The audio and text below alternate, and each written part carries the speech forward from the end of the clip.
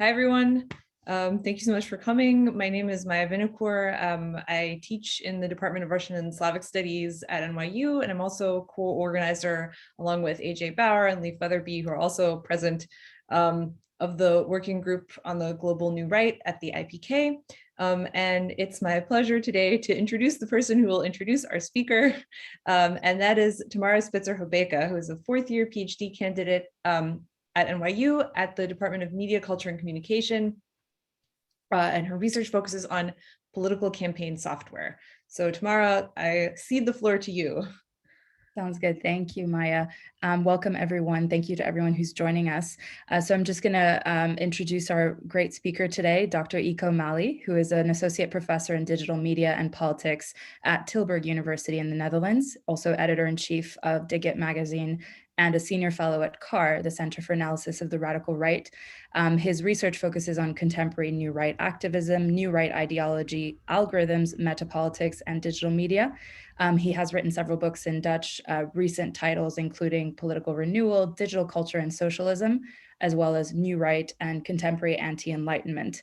And Dr. Maly is here today with us to share his latest research and upcoming book, Far-Right Activism and Terrorism in the Attention Economy, Metapolitics, Violence, and Algorithms, which will be published by the Routledge series on studies in fascism and the far right.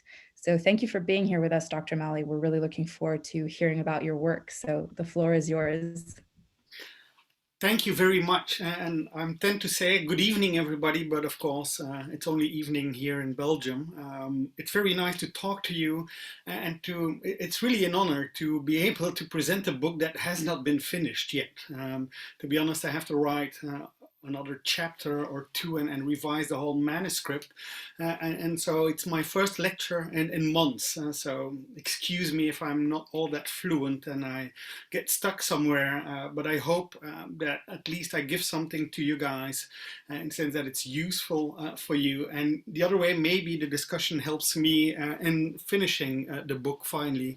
It should be finished this month. Now, it was really an honor to be asked by a group working on the global new right. And to me, it was an honor, and I was very happy to see that invitation. And the main reason was that I have been working on that topic, the global new right, for 7 years now, all alone in the Netherlands.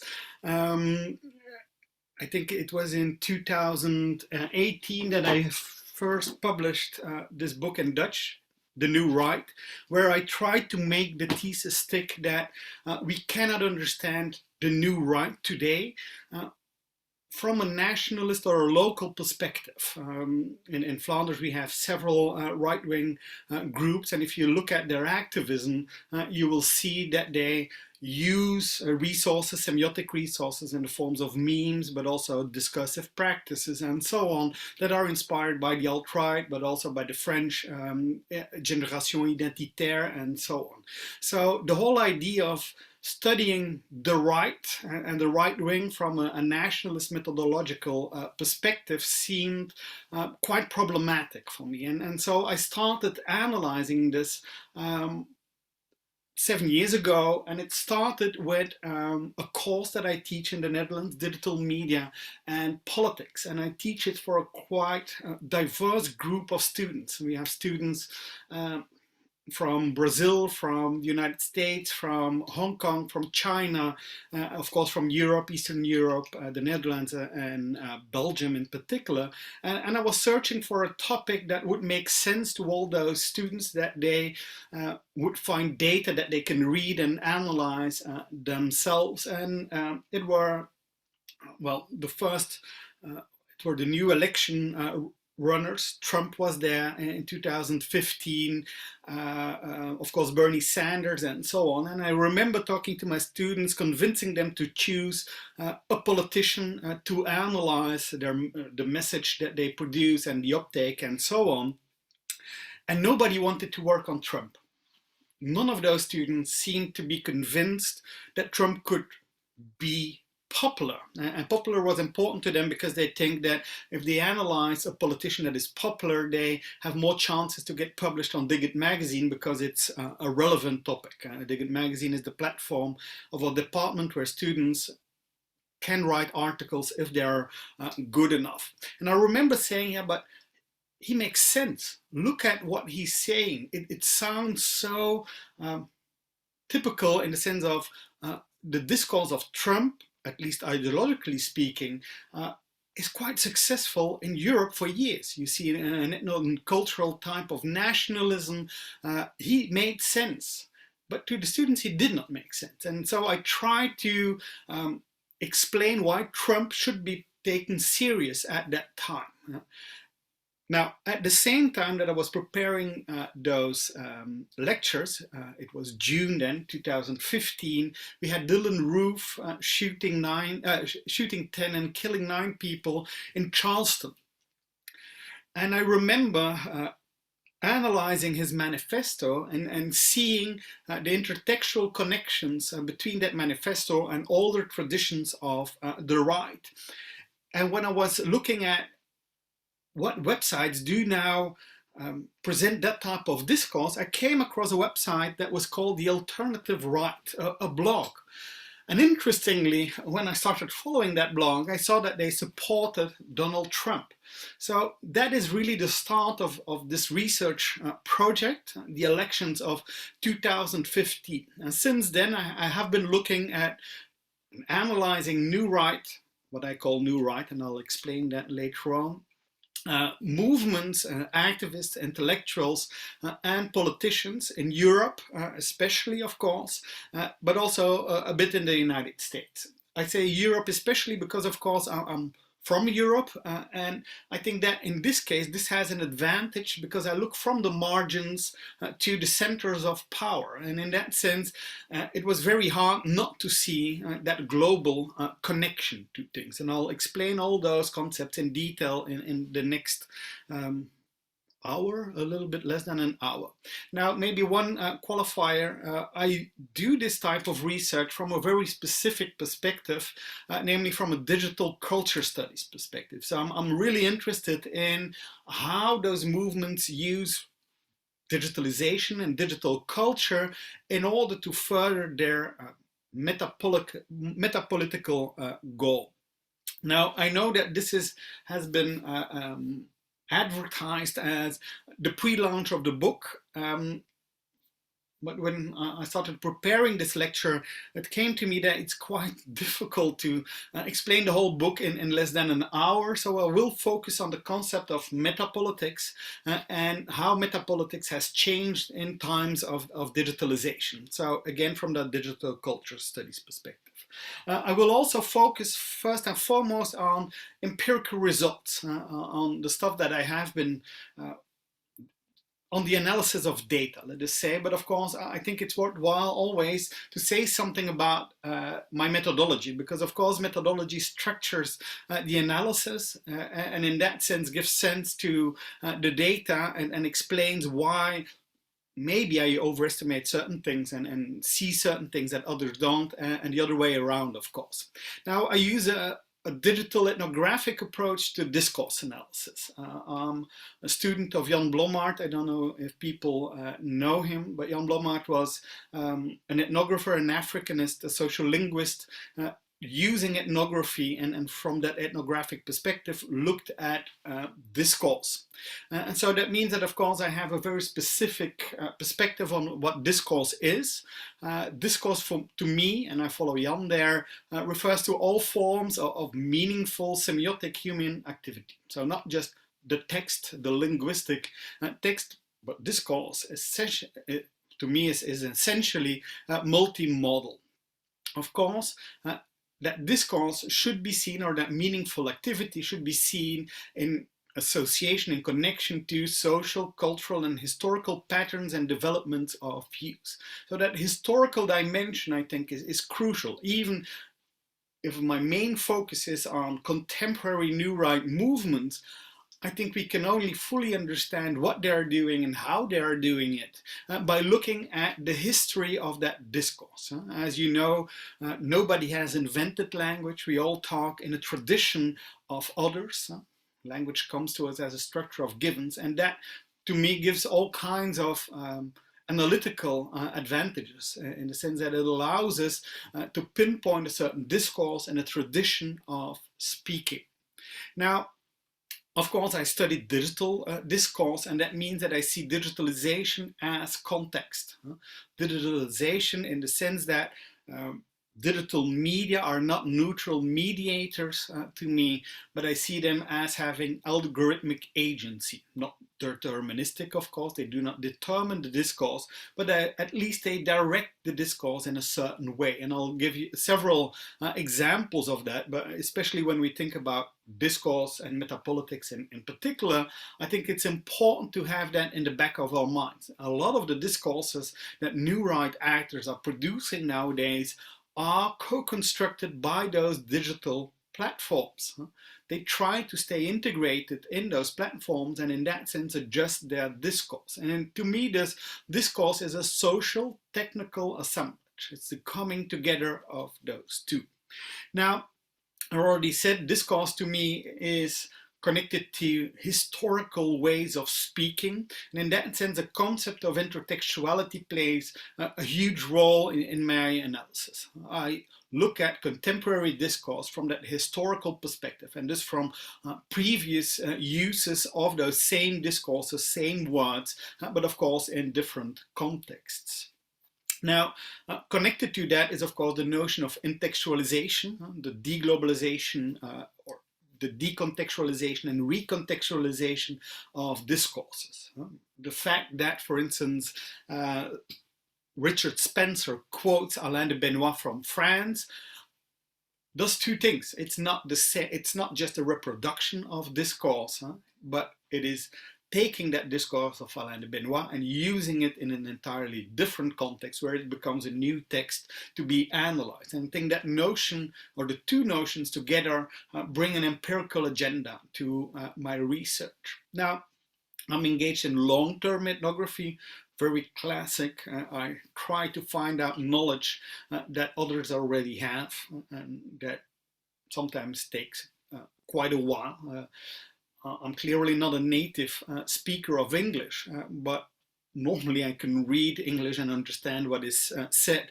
But when I first dove into the new right or the alt-right in 2015, I struggled with lots of concepts, from red pilling and black pilling over cock and conservative, but also to what does a word like identity mean in this type of discourse? Does it refer to a cultural identity, an individualistic identity or not? That are the stuff, the language that I need to learn and that I'll do for many different groups on different layers of the world system. But secondly, I focus, and I think it's really productive to do live ethnography. Those groups or influencers that I follow over a couple of years, all of a sudden I see that they have a new action in the case of Schild en Vrienden, or put out a new video where I try to focus live on what they're doing. How fast does something go viral? How fast do activists interact with that video and push the algorithms to make it go viral and so on. So that are the two large perspectives that I use, and the book is really written as a collection of different case studies put in a larger context, constantly zooming out to that global new right network that I try to describe. Okay. Maybe you can talk about that methodology later on, but now I want to dive into the essence of my lecture today, and that is the notion of metapolitics. I think understanding the new right today means understanding what metapolitics is all about. And I think we all know the concept by now. Metapolitics is constantly used. by the movements themselves. Génération Identitaire describes itself as a metapolitical movement. Of course, we all know the slogan of Breitbart that politics is downstream from culture. And following those new right actors claiming the notion of metapolitics, we also see it in all kinds of academic papers and books and so on, where it is usually described quite, how do you say it, not elaborately. It is used in a self-explanatory way. It's a cultural battle. It's a battle for ideology. It's right-wing Gramscianism, and not much more is being said there. And I think it's important to say a little bit more about that concept of metapolitics. Where does it come from? What is the general context that it first pops up? And I think then we have to go back to the post-World War II period in Europe. Metapolitics was used earlier by Constantin Franz in the letter to Wagner, but when we try to understand it nowadays, I think La Nouvelle Droite, the French far-right think tank or school of thought, as they call themselves, is of crucial importance. And that movement or that school of thought comes into being in the 60s of the 20th century, in a time where the ideas of the radical enlightenment, and to quote Israel, are quite popular again. Remember, in the 30s of the 20th century, it was bon ton to say that democracy was a scam. And it was not only fascists like Mussolini and Gentile that would explicitly target democracy. No, you would also see that the general elites, liberal elites, and so on would be quite hesitant to praise democracy.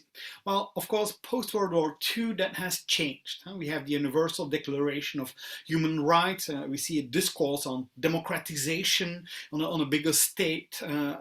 Also, the notion of universal suffrage comes into being. And so we see all kinds of changes towards re-establishing that Enlightenment tradition. And of course, we all know by now, May 68 is seen as emblematic of that period, where you get the student revolts on the streets in Paris, where you get notions of a radicalization of democracy and a clearly universal dimension connected to that May 68, the protests against the imperialist wars in Vietnam, the Black Rights movement, and so on. So you would find all white students gathering in Belgium to fight for the rights of the blacks in the United States. So you got that globalization and global dimension coming on. You got a revolutionary spirit.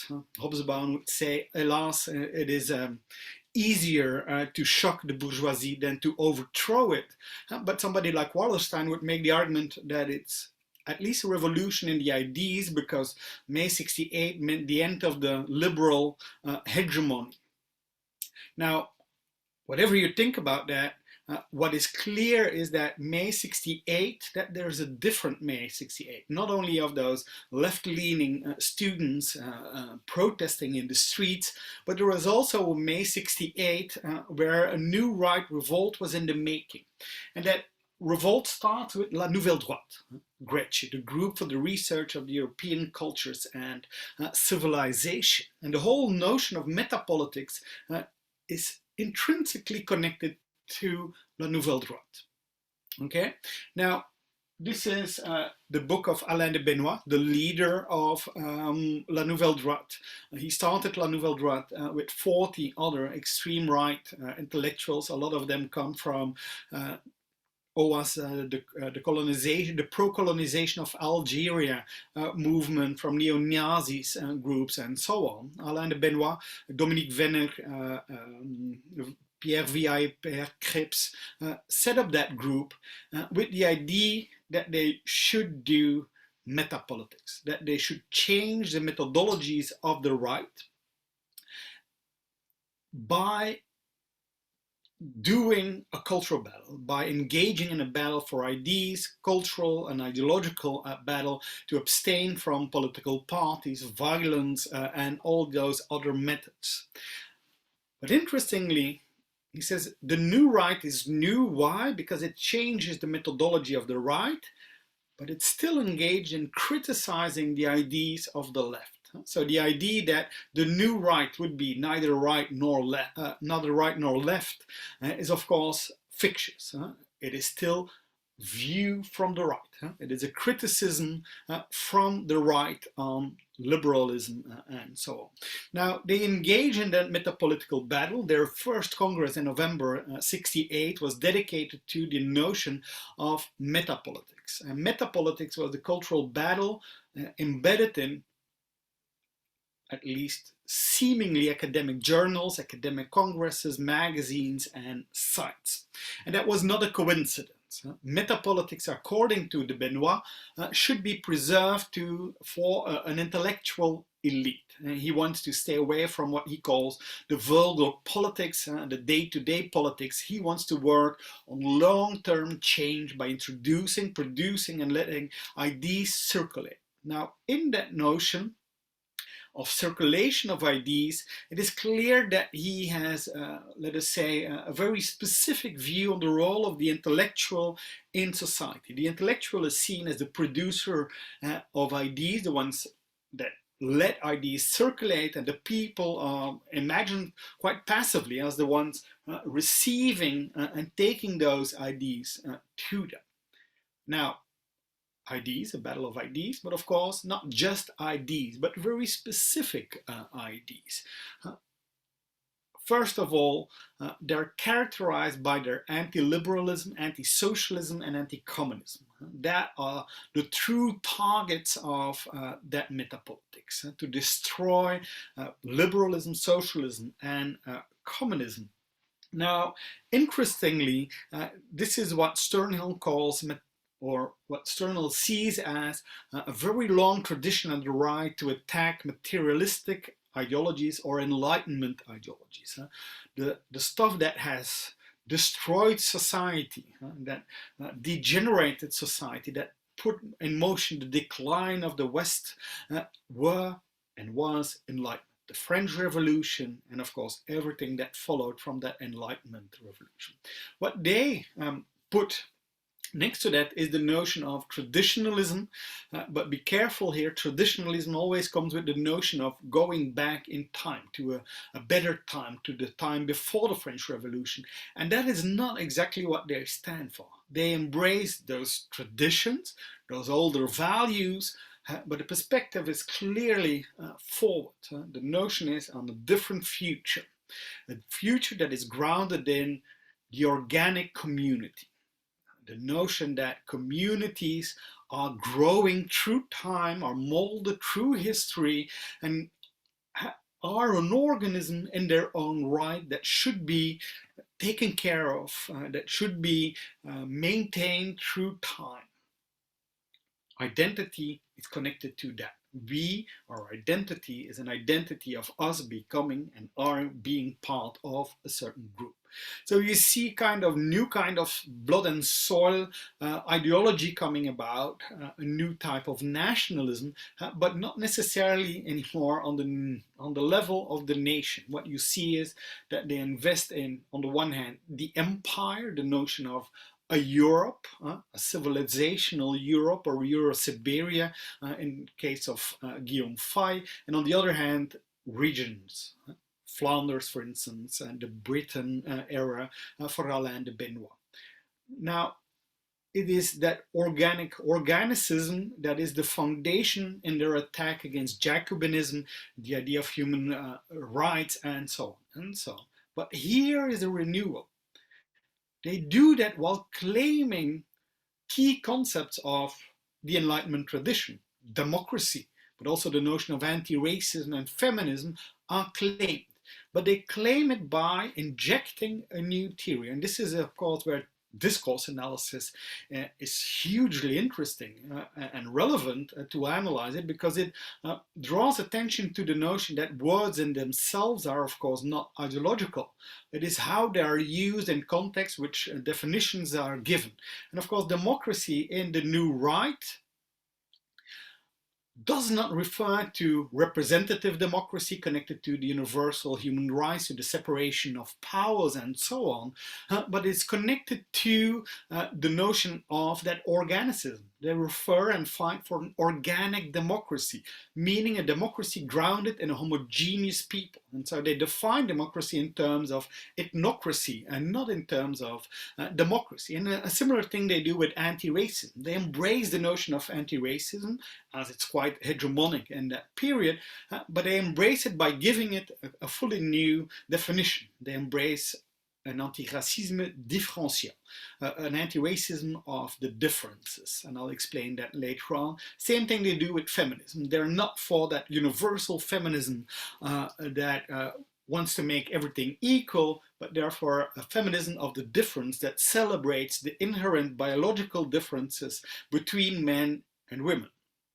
Okay, so you see how they take up far-right discourse and inject hegemonic terms at that time with that discourse. And that is really the essence of that metapolitics. And you immediately understand that metapolitics is not just about a battle of ideas, but it's an actualization of the conservative revolution, reactionary modernist thinkers. I used to, and I like to define it as a post-World War II manifestation of the anti-Enlightenment tradition, a concept that was introduced by Zeev Sternhill. And Zeev Sternhill argued that the anti-Enlightenment tradition started with Edmund Burke's analysis and criticism of the French Revolution.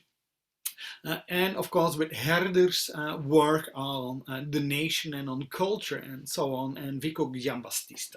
And he argues that this was not just criticism of the French Revolution, this was also not reactionary political thought wanting to go back. No, those were thinkers that were fighting for a second modernity, a modernity not grounded in democracy, individualism, universal human rights, but grounded in the notion of that organic community.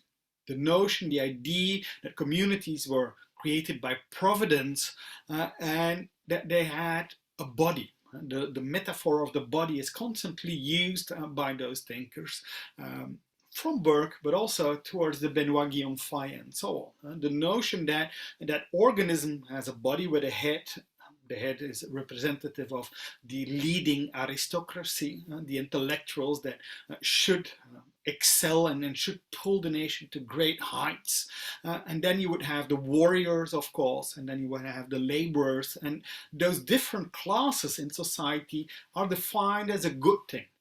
It is because there is inequality between those different groups that nations can thrive. And you immediately understand why they're anti-democratic and also anti-equality. Because from the moment you stress democratization of education, for instance, or all kinds of policies directed to equality, you level down in their viewpoint that nation. And the nation starts to decline, to degenerate, and so on. And so on the basis of that anti-Enlightenment tradition is the notion of the primacy of the group over the individual. The individual is just a measly cell in the body of the organic community, and that group should matter more, and we should all sacrifice our lives for the greatness of our national culture or regional culture and so on. So you see the primacy of the group over the individual and the rights of the individual, and on the other side, the particular group matters more than the idea of a universal humankind. Race, culture, religion is used to split up mankind and very fastly, of course, to put them in antagonistic relations. Okay, so La Nouvelle Droite again. They redefine the essence of what it means to be right-wing, what it means to be, or what the new right really is. And they define it, interestingly enough, in terms of diversity.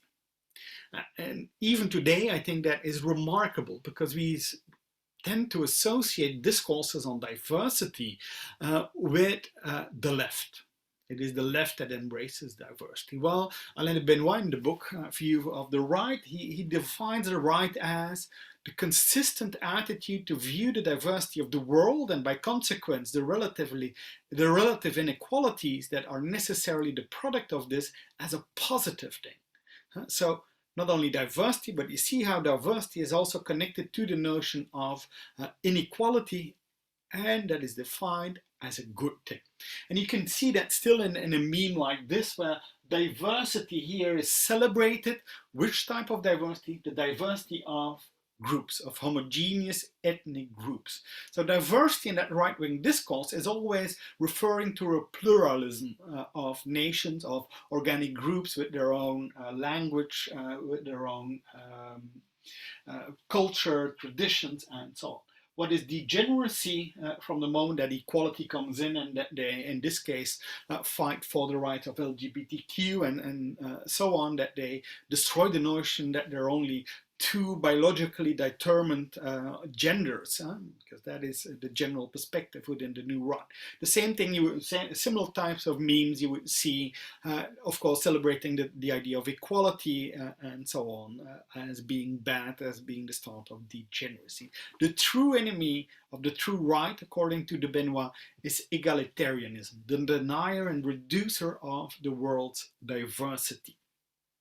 So let us now dig a little bit deeper in I think, their most popular notion, the idea of anti-racisme différentiel, in the words of de Benoit and Champetier, the idea, their embrace of anti-racism, an embrace that Tanguieff calls racism differential. He says that anti-racism is in essence a racism. Balibar already in the 90s made an analysis that a new type of racism, a neo-racism, emerged and had a huge impact in France. He was doing the analysis in France. And he defined that neo-racism as a meta-racism. And that is interesting, and it shows the cleverness or the theoretical cleverness of La Nouvelle Droite. What they did was they made a new synthesis, a synthesis between the pre-World War II racism, grounded in racial superiority and race and nation, but also blood and soul racism. The antithesis was, of course, the post-World War II anti-racist consensus, articulated by somebody like Strauss, for instance, that embraced diversity as the essence of humankind. A cultural discourse was put in position to combat that racial superiority thinking that we associate with Nazism and so on and so on. Now, what did de Benoit and his comrades do? Well, they embraced that notion of celebration of diversity, but of course on the level of the group. Okay, and they argue that yes, groups and diversity is the essence of humankind, but we should maintain that difference. And the only way we can do that is to close the borders. And so you see how migration and culture now becomes the main diacritica in order to make a difference between us and the other. And through that discourse, of course, homogeneity becomes a normality. It's normal to have homogeneous organic groups. Migration is seen as problematic. Culture is defined as a threat of our identity, but also a threat to degenerate the nation. The decline of societies would start there. So you see how those old anti-Enlightenment ideas are infused in a new discourse, re-contextualized in that new discourse, and to make it very popular in the 90s. So if you look at the 90s, you see that this discourse of La Nouvelle Droite is picked up by far-right French parties like the Front National, and it became electorally successful. So successful that you would see in Flanders Flemish interest, Flemish Bloc at the time, would take it over successfully. We would see the same discourse with the FPÖ and so on in Austria. So throughout the 90s, this discourse became hegemonic. Not only the far right was using it, but as a result of their electoral success, we would see that the so-called tolerant majority accepted that whole notion of homogeneity. Great books on that, but I can discuss that later. So that is important now. So that metapolitics, at least on that one topic, was quite successful, and in that sense has installed itself in the political consensus. And now I'll try to make the move to Metapolitics 2.0. What has changed since then, and how has it changed discourse? And to explain metapolitics in the digital era, I have to again go back to a thinker of La Nouvelle Droite. And I have to go back to Guillaume Faye. Guillaume Faye was the number 2 of Gretche, was responsible for the research department until 1987, when he had an enormous conflict with Alain de Benoit, who he accused of being too pragmatic or not focused enough on ideology and fighting for the glory of his genius, let us say. Now, after that, he quit the metapolitical scene. He became a cult figure in the mass media, in the sense of he became Skyrock, makes gaffes on radio and so on. He even starred in some porn movies, at least that is what he says himself. But at the end of the 90s, he comes back with two books that I think are hugely important to understand the contemporary new right. First and foremost, Pourquoi nous combattons, Manifeste de la résistance européenne. Secondly, L'archéofuturisme. Those two books are published at the end of the 90s, and by the end of the first decade of the 21st century, they were translated first in English by Arctos, Why We Fight, Manifesto of the European Resistance, and Archaeofuturism. Now, both those books have a huge impact and change how a lot of far-right intellectuals and activists start to understand the notion of metapolitics.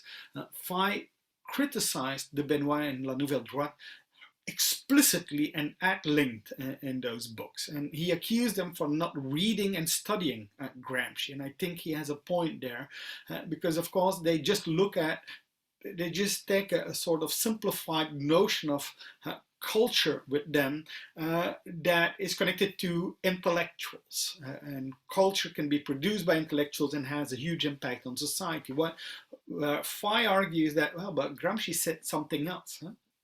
Metapolitics is not used by Gramsci, of course, but the notion of the fight for hegemony was deeply embedded in the notion of class war, power relationships, and of course the whole structure of society. And Faye argued that they should start looking at the links between culture, politics, and economics. They should build a pillar if they want to engage in a metapolitical fight. And of course, they should be ideologically coherent at all times. So on the one hand, you see the personal level here, his infighting with Alain de Benoit on ideological and strategic differences, and this especially becomes clear in this quote: metapolitics has to avoid excessive culturalism, which risks becoming an empty intellectualism, a boastful erudition, and a philosophy of amateurs. This is a direct attack at Alain de Benoit.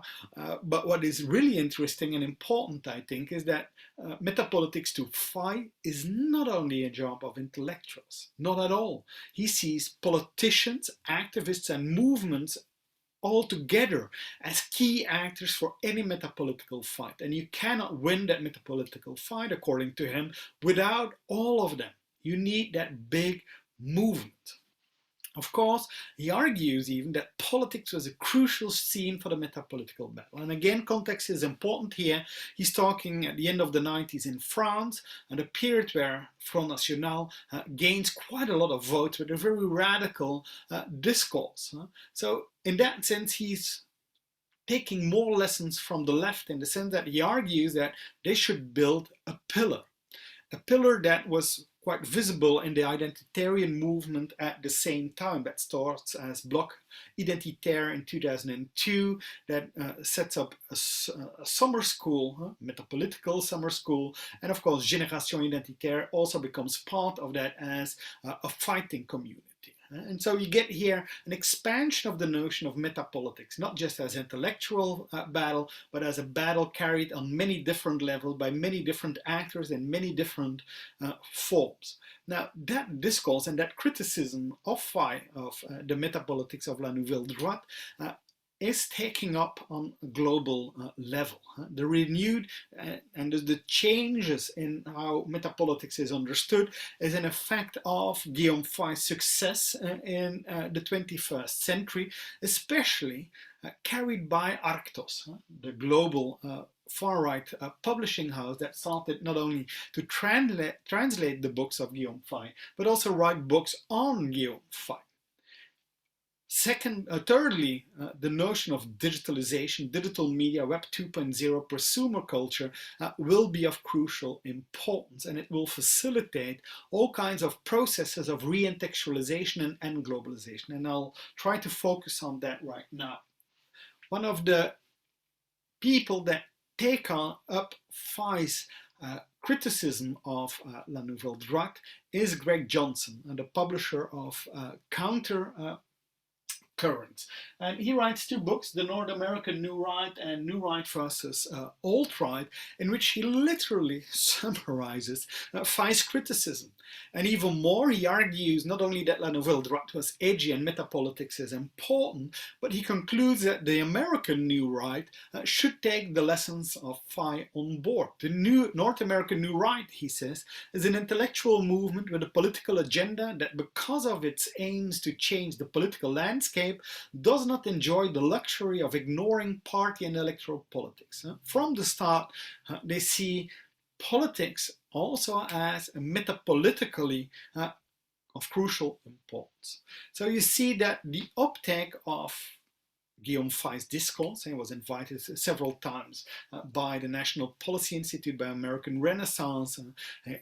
Articles are dedicated to him, books are using his theories, but of course that uptake happens in a very different social and political context. And that means, of course, that the explicit anti-Americanism of Guillaume Fay is left out of most of the praises of Guillaume Fay, but also one of the reasons I think that Guillaume Fay is so popular among the far right in the United States is because he puts race quite central, something that is quite difficult to do in Europe because we have different ways of dealing with the notion of race. Now, also the technological context was different. They have uptake or generate uptake in a context where a lot of far-right websites exist. The notion of freedom of speech is a lot bigger in the United States, but we see also digital culture in the forms of memeing cultures and so on, trolling cultures that change what metapolitics is all about.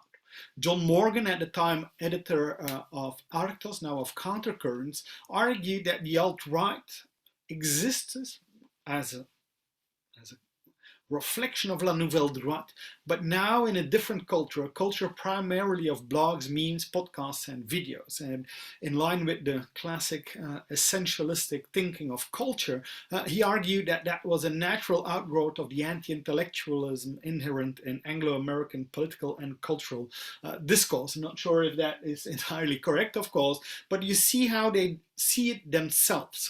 They see a new culture coming into being where digitalization, blogs, vlogs, and so on become of crucial importance in facilitating metapolitics. And all of a sudden we see that a student pasting White Lives Matter stickers on campus is now imagined as doing metapolitics, something that Alain de Benoit would certainly disagree on. Now, Fay's discourse is not only taken up in the United States, also in Europe we see uptake. Martin Sellner, head of the identitarian movement on a European scale, dedicates in 2017 5 YouTube videos on the book Why We Fight. Metapolitics, he argues in those videos, is the golden path between too edgy, too radical, and on the other hand, too normie. And of course, here again, you hear an echo of Guillaume Fay's criticism of de Benoit. De Benoit was too normie. He tried to embrace neoliberalism in order to get in mainstream media, for instance. Fay would always argue, no, you should be following your ideology and never change it. Well, that is the notion that Sellner takes on board. Metapolitics, according to him, following Fay, of course, is an ideological strategy for ethnocultural identity. Metapolitics, he argues, is very important to us as we define ourselves as a metapolitical movement. Now, what does that mean? What does a metapolitical movement do according to them? Well, they're of course famous for these kinds of highly sensational actions, pulling a flag on the Brandenburger Tower. Now, they see metapolitics here as the coming together of brain and fist.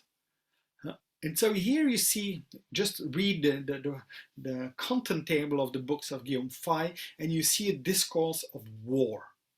We are in war, a civil war, a racial war, a race war, and so on. But all the main keywords in that book are discourses of war, legitimating, in that sense, counter-violence, at least defense. Now, generation identity, Sellner argues, is the first movement to follow Fay's advice to unite brain and fist, and thus to become a radical activist movement.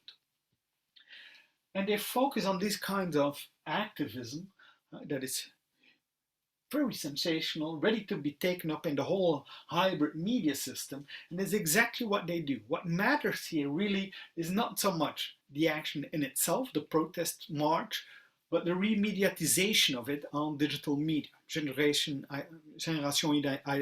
Identitaire en France started as a conglomeration, a whole network on different Facebook pages of generation identity chapters locally, on a city level, on a regional level, on a national level, and very soon on a European level with national and regional chapters. And of course, that whole network of Facebook pages was very productive in letting that type of discourse and those actions circulate throughout the whole Facebook platform. Now, another renewal is that they started focusing very much on style, image, and identity. And so metapolitics is not only about content anymore. It's not just about the ideas. It's very much also about stylization, positioning yourself as a certain brand. If you see here Martin Sellner taking off his glasses, well, this is a regular move he does throughout many different videos. It's an act, but it's an act that presents him as hip. Look at the fashy haircut, the hip glasses, but also the cool layout and a vaporwave kind of aesthetic. They're all things that are managed quite carefully. Look at the uniforms that they're wearing, or you look at the introduction of the opening sequence of his videos on Guillaume Fay. They come under the title Identity Quest, but we see a vintage Lamborghini Diablo circulating, coming of course with a nostalgia towards a time in the past, at least for the youngsters among us, in a vaporwave aesthetic with cool music and so on. And it just produces a kind of in tune with youthfulness, with edginess, with coolness, and so on and so on. So form becomes of crucial importance in order to communicate themselves as different. Think also, for instance, of Richard Spencer's costumes, Brooke costumes, and his Swiss watches that are debated on in the New York Times, if I remember correctly. And of course, they all function as indexes of newness. They don't look as those skinheads with bomber jackets and combat boots. They look as hipsters. Many newspapers would produce that type of information. Now, from the start, we see that their integration in digital media is of crucial importance. Génération Identitaire has become big through digitalization, the alt-right similarly. So from the moment that Martin Sellner was deplatformed from YouTube, you would see that he would use the account of Brittany Sellner, or Brittany Pettibone, how she was used to know, to use those platforms to do metapolitics. Now, I'm gonna focus on the last case to make my point a bit more in depth, and then end with something about the global new right. But let me zoom in first on this young chap, the golden one. I think everybody has seen one of his videos coming across that studies the new right. Now, you may know it or not, but that Swedish bodybuilder, YouTuber Marcus Fallen also dedicated a whole video on Why We Fight of Guillaume Fay. And he argued that it's one of the best books he read. Ideal, he said, if you're a beginner in the political or philosophical world or need ammunition to fight off or to debate the leftists. So when we see here pastiche, over the top, a joke, a running gag, something ridiculous, I think it's important to realize that he's producing message as well. He argues that Fay's ideas resonate very well with the kind of aesthetics that I'm trying to portray with this channel about strength and such virtues. And this is interesting, of course. The whole bodybuilding routine and the flexing of the muscles before each YouTube video, of course, communicates metapolitically the same message that Fay was writing down.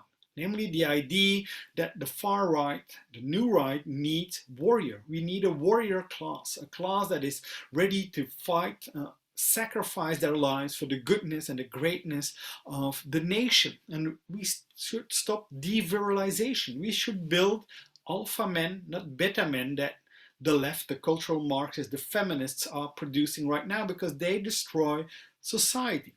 So in the muscle and in that pastiche-like image, we see the construction of metapolitics through new ways. And that is exactly what he does. He produces a metapolitical message, but message not in the terms of literal content, but in referring to the notion of Silverstein when he's discussing American politics. The idea that, according to Silverstein, political candidates, but here metapolitical influences, that they produce an image about themselves through the discourse, to the literal content that they are producing, but of course also through the construction and performance of identity. And they produce message as a collage emotion of communicative events. Through each video he's producing this. And thus to analyze it, we should analyze those dynamics of message. How is he now producing an identity that resonates with particular audiences? And how does he exactly do this? And it's interesting to look at this video, for instance. Here he's addressing a very specific group, Western and Swedish young men. Hear my words. So each one looking for those words will stumble on that video. But especially that this is watched at 135,000, almost 160,000 times. 160,000 times for a bodybuilder flexing his muscles. But he's doing something good, at least. He's addressing his audience directly. He speaks into the camera. He uses strategic intimacy, and a typical thing that influencers do, and he uses it to address those young men in doubt, struggling with themselves in puberty, for instance. And he says, but you are important. And he indexes them and he stresses it with his discourse. You are important. Your life has meaning. Your future does not necessarily need to look dark. So he addresses the individual watching.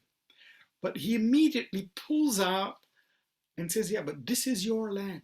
This is also your land. There's nothing strange about honoring your heritage. So you matter because you're part of a heritage, of a certain country, of a certain tradition that you can fight for. And there's nothing strange about not wanting to be a minority in your own country. There's nothing strange about being proud about who you are. And who you are is, of course, not you as an individual, but you as a member of that group. To stop listening to those extreme left, cultural Marxist, communist, feminist, and listen to a guy, just a guy like me. Why? Because I mean it. I have what it takes, and I really, really care about you. He really, really asks them to, if they see somebody struggling, to help them, to reach out. He cares. And so he uses all kinds of classic influencer tactics like strategic intimacy, stage authenticity. Him with his daughter, you have the idea that you are really part of his life, that he shares that life, but also very cleverly the rhythm of posting, the production of a discourse that is attuned with the community guidelines and staying integrated. He tries to build a community around him, and that is interesting. He here functions as a classic influencer, and this is important. I don't know what. Of course, I'm researching the golden one for some time, but if I open my Instagram, I see all kinds of bodybuilding guys that are not far right. So he's clearly attuned with a certain niche digital culture that he tries to address and that tries to fit in, but also tries to metapoliticize, to use it for metapolitical goals. And one of the ways in which he does it is by creating a community around them of young guys following certain challenges that he sets up. And one of those is the Wild Hunt Challenge, 2 months to increase gloriousness. You become a glorious warrior like him by training at least 5 days a week for 1 month. Stop watching porn, or at least masturbating to porn, as I want you aggressive and disciplined. Read an article every day and post a glorious picture of yourself in the most epic place you know and upload it to Instagram and tag the hashtag Legio Gloria. So immediately you see he not only creates a community around them, metapoliticize them by forcing them to read articles, to become strong and so on, but also to share hashtags, to make certain hashtags popular, to build that community. Now, one of the people following the golden one is this young guy from Flanders. He's the son of Europe, and in this YouTube movie, he explains how he got red-pilled. And he got red-pilled through that Wild Hunt Challenge of the golden one, where he argues that, well, not only it gave it back my self-worth, he struggled with all kinds of psychological problems, he argued, but also I learned, for instance, that the whole world is controlled by Jewish bankers. So you get the idea how he is indoctrinated through that channel. And it has an effect because he starts producing his own videos and Instagram posts. But in Belgium, he becomes a member of Schild en Vrienden, the local identitarian movement, using the same slogans there. So where the first reaction when we would see the golden one would be to laugh, it's important to see that he generates uptake. He has over 112,000 followers on YouTube, and he's still up and running. He has some videos get 28,000 views per video. He has 22,000 followers on Twitter, 15,000 followers on Instagram after being banned in June last year and setting up an account not on his full name and getting 15,000. 14,000 on Telegram, 8,003 on Gap, 5,008 on Odyssey. So he uses all those platforms and manages to be and to stay integrated in those digital media. Interesting, when he discusses the platforming of Patreon, for instance, or Instagram, he would argue that, yeah, but I didn't do anything wrong. I was following all the community guidelines. They banned me because I'm such and such, because of who I am, but not because of what I did. So you see here how the discourse that is produced by the golden one is always a discourse that is constructed in relation to those community guidelines. Okay? And that is important because that discourse is just that social technical assemblage that I started this lecture with. Digital media here function as a Goffmanian frame. They are important in the interpretation of that discourse and direct that discourse.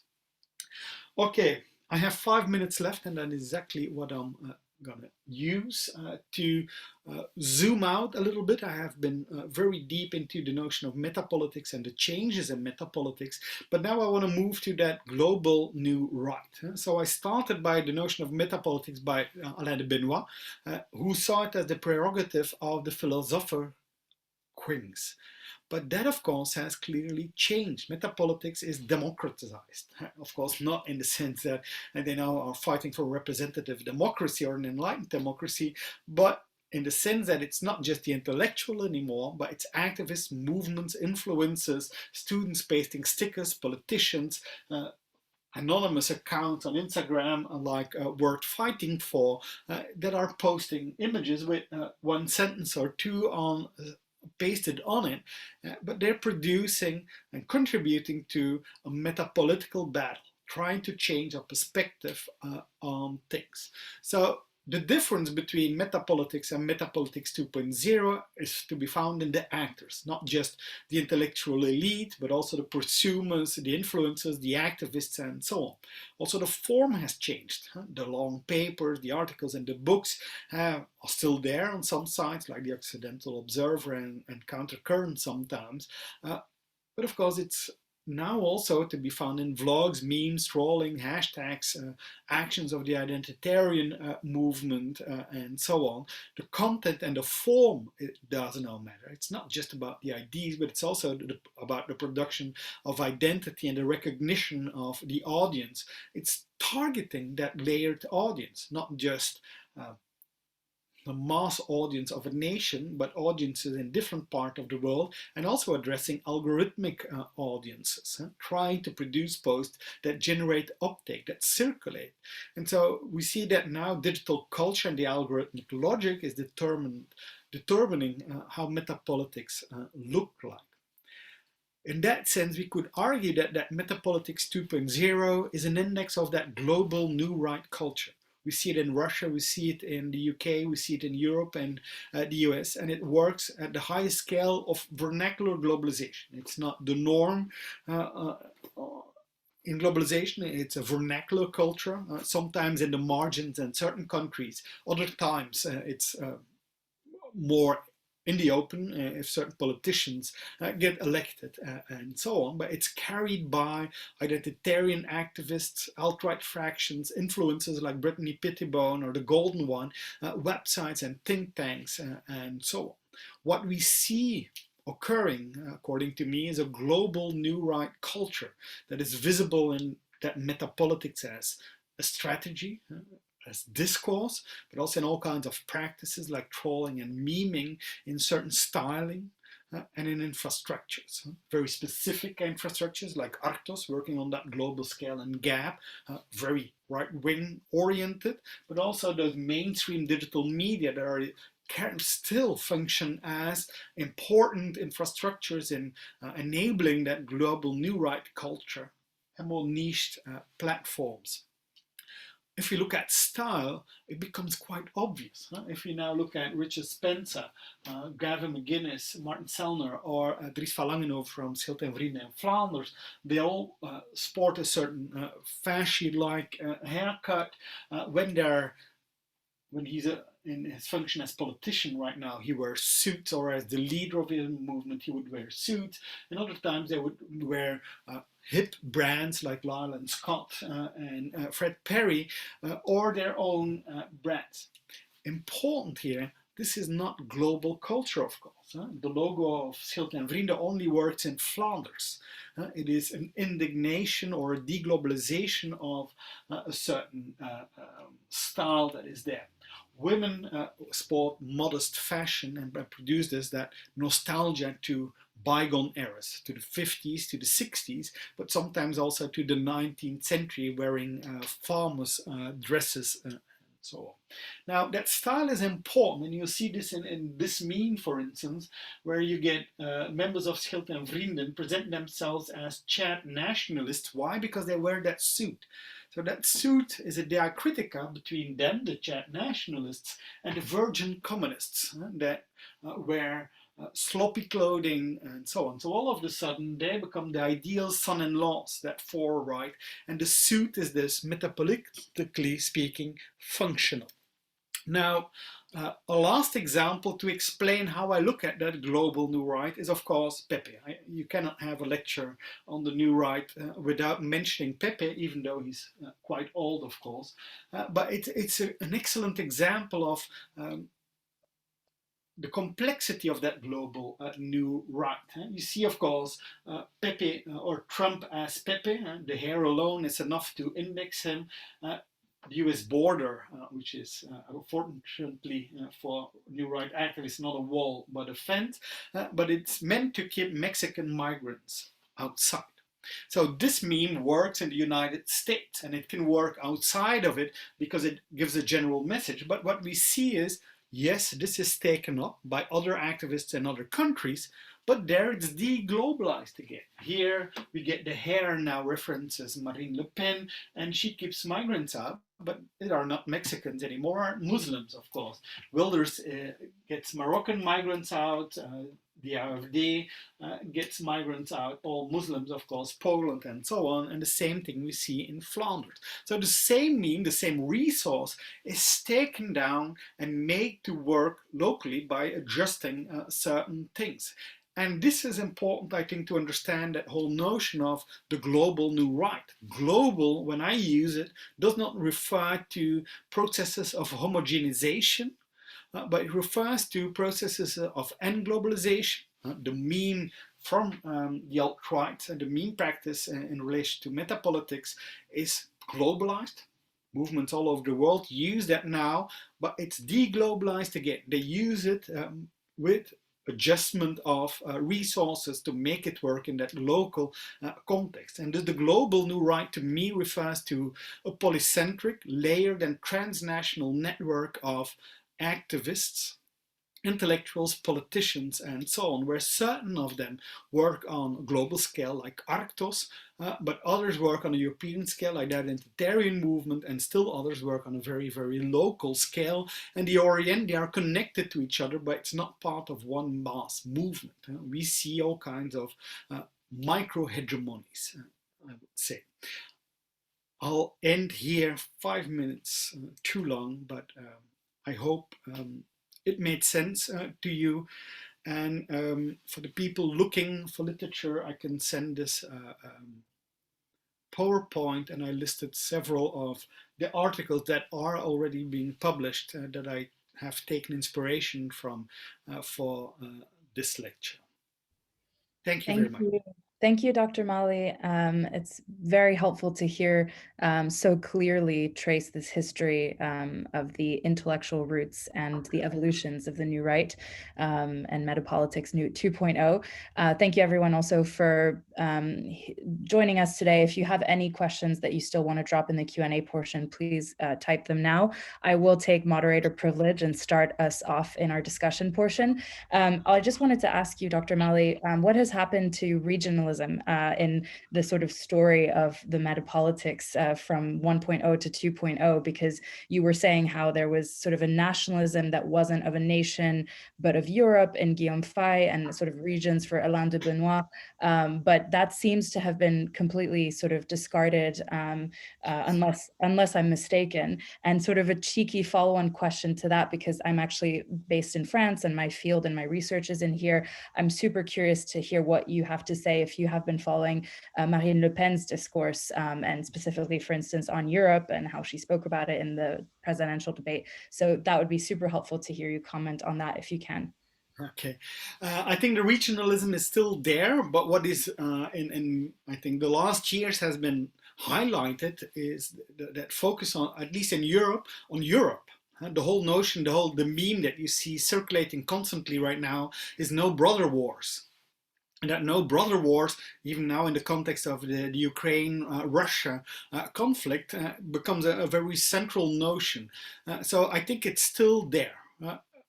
If I look at my own country, of course, it's still Schild en Vrienden fights for that Flemish region, so it's still there, but they now see it in connection to Europe. And that is a very difficult position that they have to take, because on the one hand, they still criticize the idea of the European Union as being a neoliberal and liberal union that is quite bad for the people and destroys the people and their traditions and makes it one cosmopolitan, flavorless whole.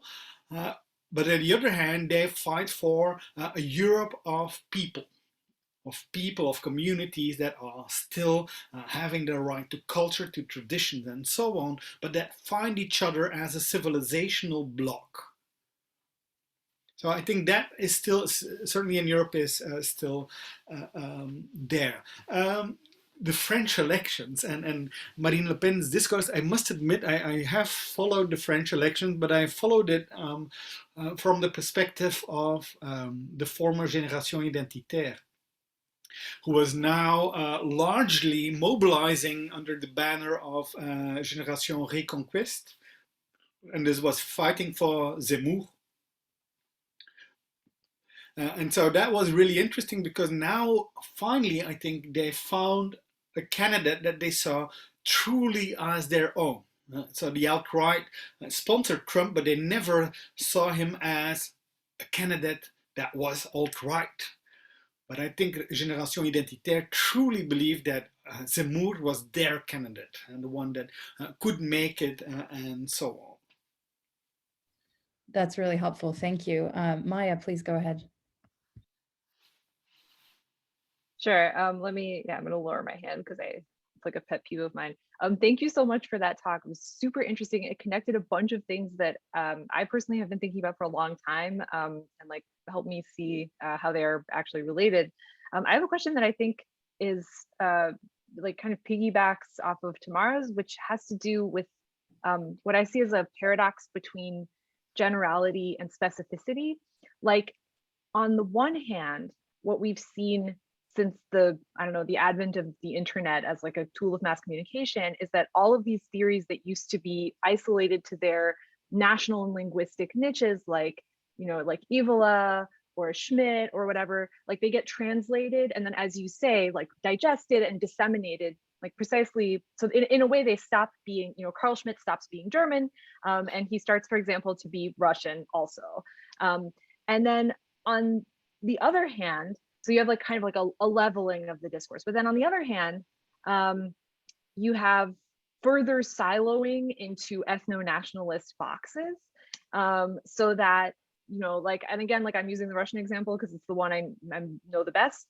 So you have like Alexander Dugin, taking Carl Schmitt and saying like, he writes an essay in 1990 called 5 Lessons for Russia from Carl Schmitt.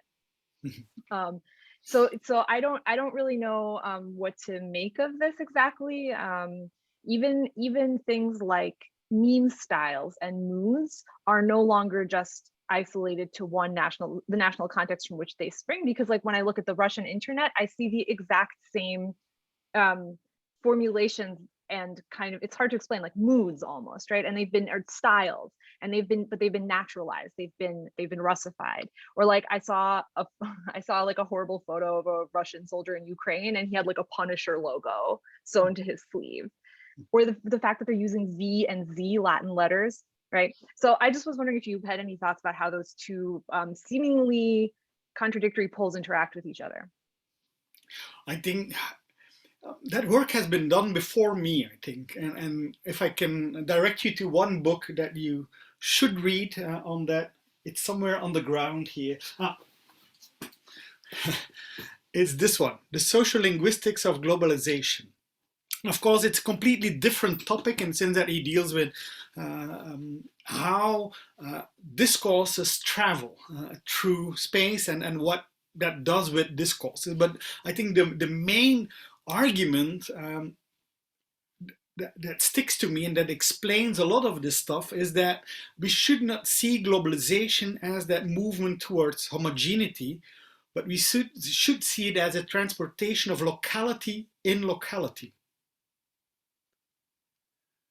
So it takes Carl Schmitt out of one locality and it fuses it in a different locality. But of course, in that process, it of course changes the meaning of Carl Schmitt, and it becomes something new. It's not just Carl Schmitt now being a Russian. Now you get a new discourse, and that whole notion of and globalization and deglobalization, I think that is so helpful in understanding what's happening to the new right. They share that ethnocultural fight, they share the resources, they share the theories and the discourses, but they all use it and appropriate it in a local context, and in that sense make it different, and the logo functions in a different way. So Pepe could all of a sudden become left-wing somewhere else, and it can be right-wing somewhere else. So that whole idea that because they quote Carl Schmitt, it means the same. I think we have to leave this behind us and just go into detail. And I think that is why the ethnographic method is so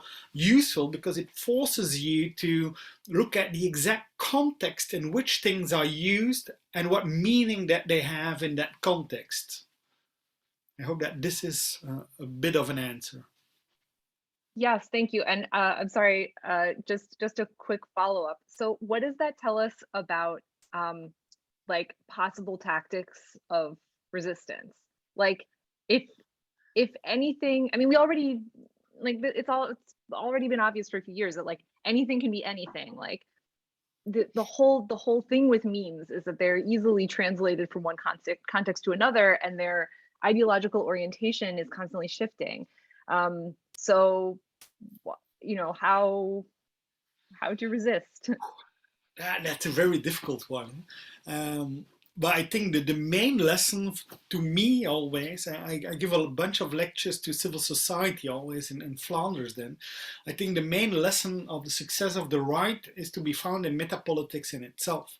The fact that you have intellectuals, activists that spend time in thinking about society and theorizing society, but in a practical way. I don't know if you ever read Guillaume Faye's Why We Fight, but that ends with a dictionary. It's just a dictionary explaining all the words that they should use and how they can use it and so on. All the tactics are there, the vision is there and so on. And I think that is something that sometimes is missing at the left side, is that focus on, but what type of society do we want to build?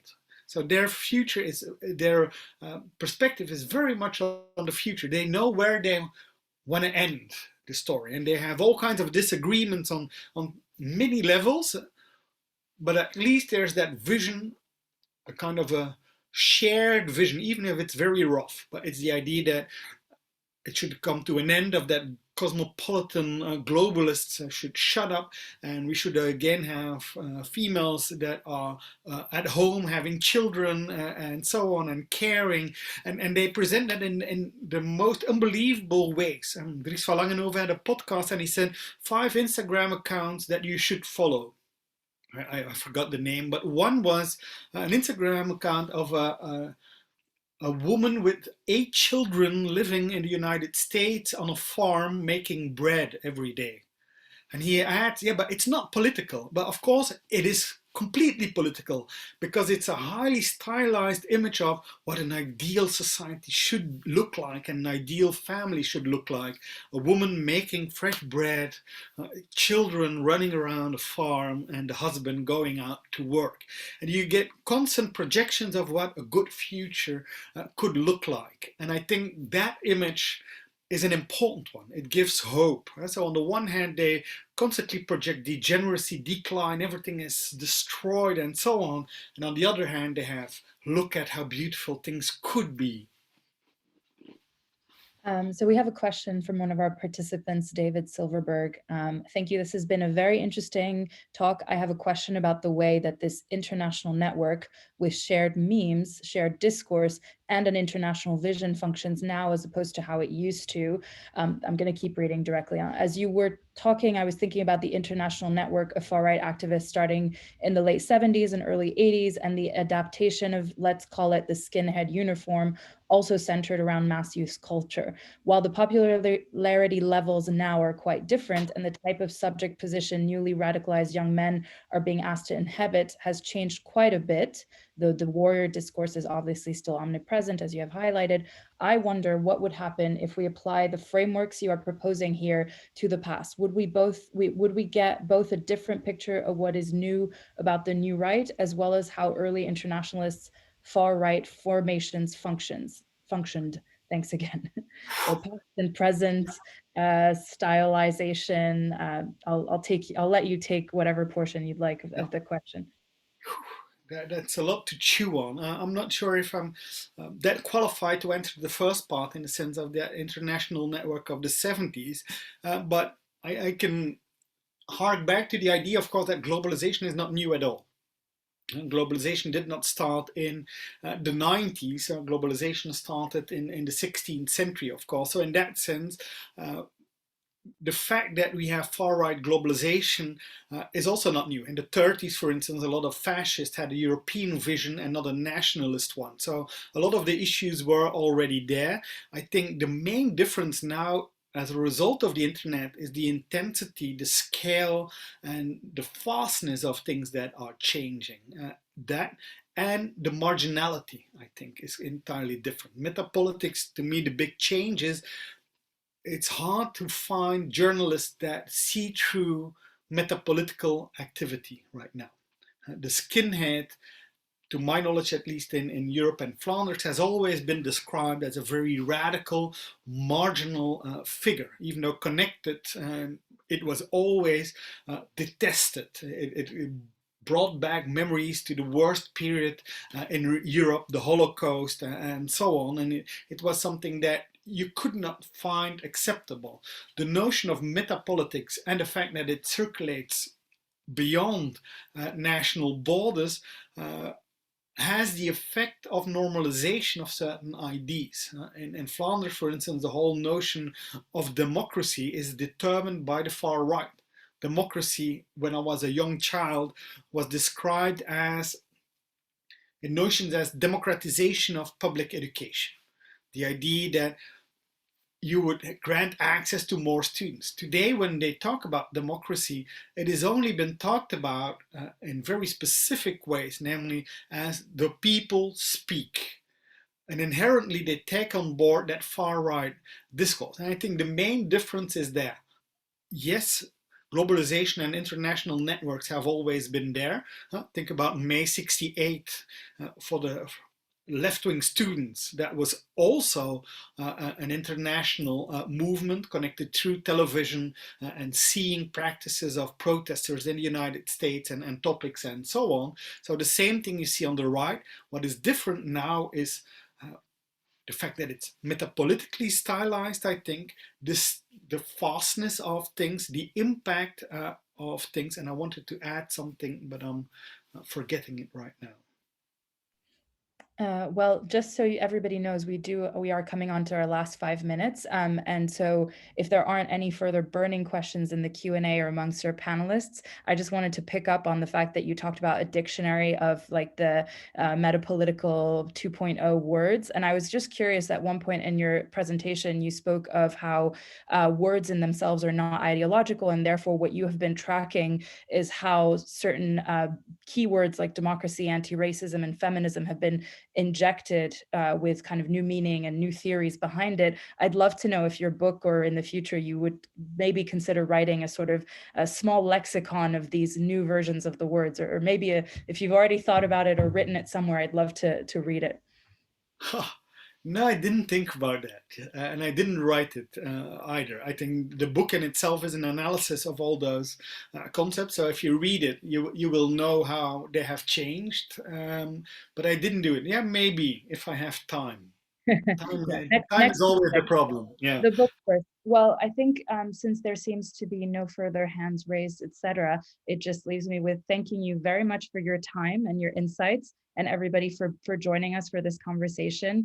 Please feel free to join our Global New Right Working Group mailing list, or through the IPK, join the IPK mailing list. And if you're interested in our working group, you can get in touch with us as well. We're always looking for, I thought I saw a little hand, but we're always welcoming new people to come to our events. So please get in touch with any of us. I would love to. I don't know if you have to add me to that group, but you can. Oh, we'll definitely add you to the mailing list. Yeah, Maya, feel free to Okay, we're all set. Well, thank you again, everyone. Thank you to the IPK for helping us host and organize this really interesting event.